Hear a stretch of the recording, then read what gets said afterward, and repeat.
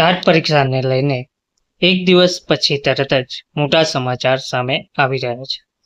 TAT HS પરીક્ષામાં 1.47 લાખ પરીક્ષાર્થી હાજર રહ્યા હતા અને 17,000થી વધુ પણ 11,000 પણ રહ્યા હતા. વિગતવાર માહિતી શું છે તે જોઈએ. નમસ્કાર મિત્રો, સ્વાગત છે તમારું અમારી યુટ્યુબ ચેનલ. મિત્રો, ઉચ્ચતર માધ્યમિક શાળામાં શિક્ષક બનવા માટે 89.39% ઉમેદવારે પરીક્ષા આપી હતી. રાજ્ય પરીક્ષા બોર્ડ દ્વારા રવિવારના રોજ શિક્ષક અભિરુચિ કસોટી ઉચ્ચતર માધ્યમિક ટાટ એચએસ યોજવામાં આવી હતી.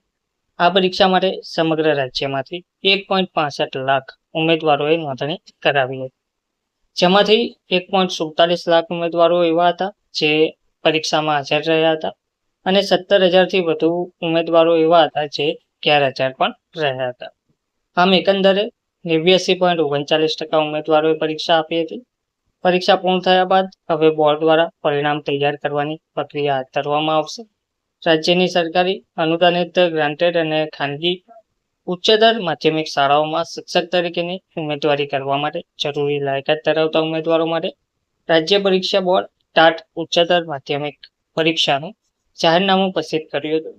આ પ્રક્રિયા અંતર્ગત ફોર્મ ભરવાની મુદત પૂર્ણ થતાં સુધીમાં સમગ્ર રાજ્યમાંથી કુલ 1,65,024 ઉમેદવારો નોંધાયા હતા. આ તમામ ઉમેદવારોની પરીક્ષા રવિવારે લેવામાં આવી હતી.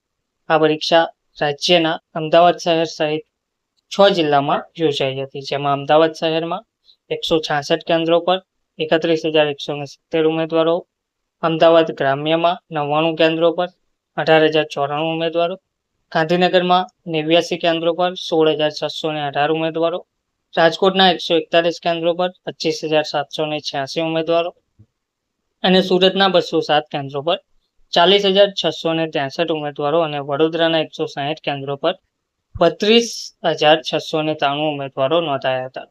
3 માધ્યમોના કુલ 41 વિષયો માટે પરીક્ષા યોજાઈ હતી, જેમાં ગુજરાતી માધ્યમના 21 વિષય, અંગ્રેજી માધ્યમના 14 વિષય અને હિન્દી માધ્યમના 6 વિષયોનો સમાવેશ થાય છે.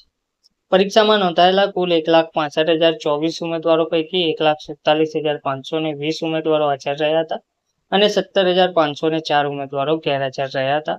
હાજરીની ટકાવારી જોઈએ તો સુરત જિલ્લામાં સૌથી વધુ 91.31% નોંધાઈ હતી, જ્યારે અમદાવાદ ગ્રામ્યમાં સૌથી ઓછી 87.95% હાજરી રહી હતી. આ ઉપરાંત અમદાવાદ શહેરમાં 88.23%, ગાંધીનગરમાં 88.48%, રાજકોટમાં 88.85% અને વડોદરામાં 89.80% હાજરી નોંધાઈ હતી. પરીક્ષા પૂર્ણ થયા બાદ હવે આન્સર કી જાહેર કરવામાં આવશે અને ત્યારબાદ પરિણામ જાહેર કરવાની પ્રક્રિયા પણ શરૂ કરી દેવામાં આવશે.